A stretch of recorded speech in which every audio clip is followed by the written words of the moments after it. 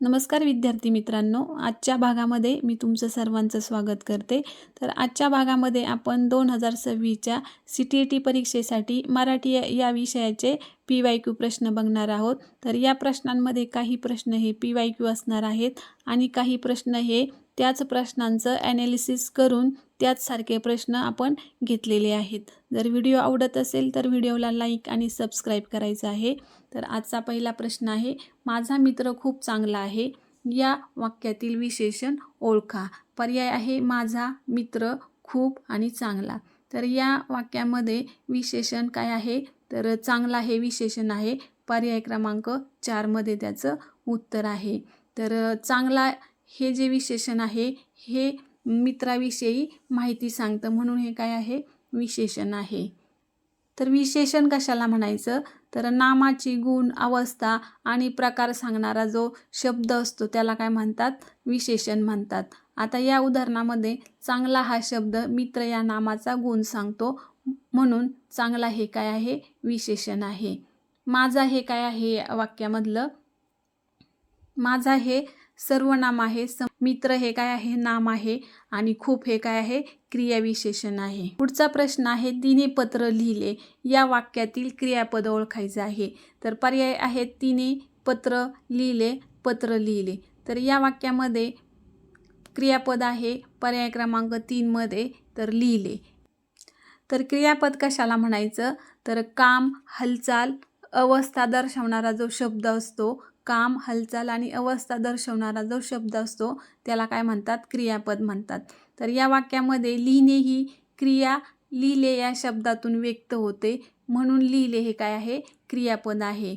आणि या वाक्यामध्ये तिने हा काय आहे, कर्ता आहे आणि पत्र हे काय आहे, कर्म आहे। पत्र लिहिले हे काय आहे, क्रियापद प्लस काय आहे, कर्म। पुढचा प्रश्न आहे, सूर्य पूर्वेकडून उगवतो, या वाक्यातील सर्वनाम ओळखा। पर्याय सूर्य पूर्वेकडून उगवतो आणि कोणताही नाही। तर या प्रश्नाचं उत्तर असणार आहे पर्याय क्रमांक 4, कोणताही नाही। कारण या वाक्यामध्ये कोणतंही सर्वनाम आलेलं नाही। तर सर्वनाम कशाला म्हणतात, तर सर्वनाम नामाऐवजी वापरला जाणारा जो शब्द असतो त्याला काय म्हणतात, सर्वनाम म्हणतात। म्हणून ह्या वाक्यामध्ये आपल्याला एकही सर्वनाम आलेलं नाही। तर सूर्य हे काय आहे, नाम आहे। पुढचा प्रश्न आहे, राम शाळेत जातो, या वाक्यातील कर्ता ओळखा। पर्याय राम शाळेत जातो, शाळा। तर या वाक्यातील कर्ता कोण आहे, तर राम आहे। पर्याय क्रमांक 1 मध्ये ह्याचं उत्तर आहे। तर कर्ता कसा ओळखायचा। पुढचा प्रश्न आहे, राम शाळेत जातो, या वाक्यातील कर्ता ओळखा। तर कर्ता कसा ओळखायचा, तर कर्ता ओळखण्यासाठी वाक्यातलं जे क्रियापद असतं त्या क्रियापदाला नारा नारी हे जर प्रत्यय जोडले आणि प्रश्न विचारला तर मिळणारं जे उत्तर असतं ते काय असतं, कर्ता असतं। तर ह्या वाक्यामध्ये जातो हे काय आहे, क्रियापद आहे। तर जातो या क्रियापदाला नारा नारी हे जर प्रत्यय जोडला तर जाणारा होणार। तर जाणारा कोण आहे, तर राम आहे। म्हणजेच आपल्याला जे मिळालेले उत्तर आहे ते काय आहे, राम आहे। म्हणून या प्रश्नातला कर्ता किंवा या वाक्यातला कर्ता कोण आहे, तर राम आहे। म्हणून ह्या प्रश्नाचं उत्तर असणार आहे पर्याय क्रमांक 1, राम। पुढचा प्रश्न आहे, तो फारच हुशार विद्यार्थी आहे, या वाक्यातील फारच या शब्दाचा प्रकार ओळखा। तर पर्याय विशेषण, क्रियाविशेषण, अव्यय आणि नाम। तर या प्रश्नाचं उत्तर असणार आहे पर्याय क्रमांक 2, क्रियाविशेषण। तर फारच हा जो शब्द आहे या शब्दाचा प्रकार क्रियाविशेषणाचा आहे। क्रियाविशेषण कशाला म्हणायचं, तर विशेषण किंवा क्रियेची तीव्रता, प्रमाण जो शब्द सांगतो तो काय असतो, क्रियाविशेषण असतो। तर या वाक्यामध्ये फारच हा शब्द हुशार या विशेषणाची तीव्रता वाढवतो, त्यामुळेच फार हे काय आहे, क्रियाविशेषण आहे। त्यानंतर विशेषण कशाला म्हणतात, तर नामाचे वर्णन करणारा जो शब्द असतो तो काय असतो, विशेषण असतो। आणि अव्यय येथे अचूक वर्गीकरण क्रियाविशेषणात येते आणि नाम काय असते, एखाद्या वस्तूचे, व्यक्तीचे हे नाव असते। पुढचा प्रश्न आहे, सत्कर्माचे फळ चांगले मिळते, तर या वाक्यातील सत्कर्माचे या शब्दाचा प्रकार ओळखा। तर पर्याय आहे कर्मधारय समास, तत्पुरुष समास, द्वंद्व समास आणि अव्ययीभाव समास। तर या प्रश्नाचं उत्तर असणार आहे पर्याय क्रमांक 2, तत्पुरुष समास। पुढचा प्रश्न आहे, जो अभ्यास करतो तोच यशस्वी होतो. या वाक्यातील संबंधबोधक अव्यय ओळखा. पर्याय जो, तोच, करतो, होतो. तर या प्रश्नाचं योग्य उत्तर असणार आहे पर्याय क्रमांक 1 जो. जो हे काय आहे? संबंधबोधक अव्यय आहे. तर संबंधबोधक अव्यय कशाला म्हणतात?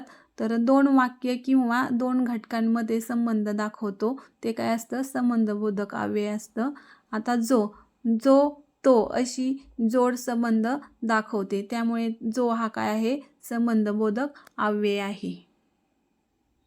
पुढचा प्रश्न आहे, तो अभ्यास करून यशस्वी झाला. या वाक्यातील अव्यय ओळखा. पर्याय तो अभ्यास करून यशस्वी. तर या प्रश्नामध्ये करून हे काय असणार आहे? अव्यय असणार आहे. तर अव्यय कशाला म्हणतात? त्याचा लिंग वचन विभक्तीनुसार बदल होत नाही असा शब्द काय असतो? अव्यय असतो.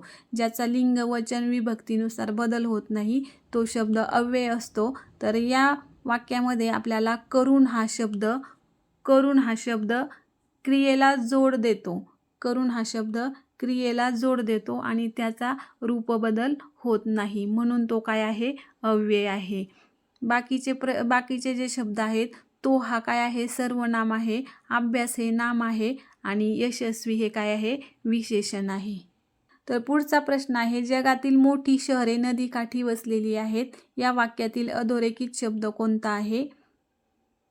तर अधोरेखित केलेला शब्द हा मोठी आहे.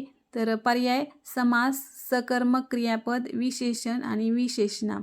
तर मोठी हा शब्द काय आहे? विशेषण आहे. पर्याय क्रमांक 3 ह्याचं उत्तर असणार आहे.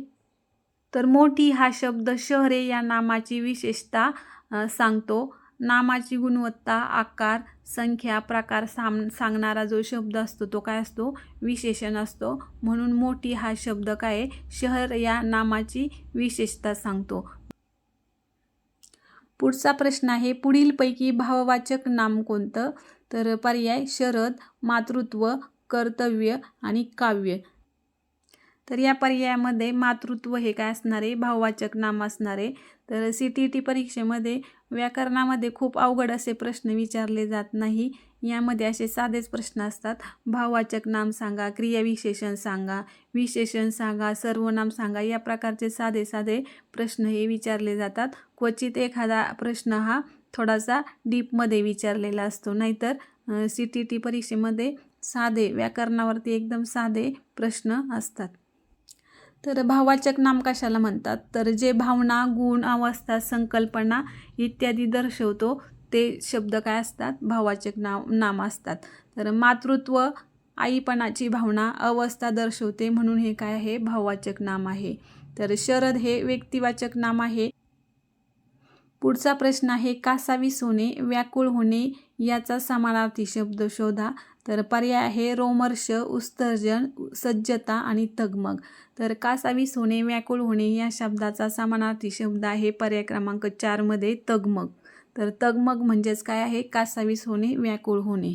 त्यानंतर रोमर्ष म्हणजे अंगावर रोमांच उभे राहणे, उत्सर्जन म्हणजे काय? बाहेर टाकणे आणि सज्जता म्हणजे काय?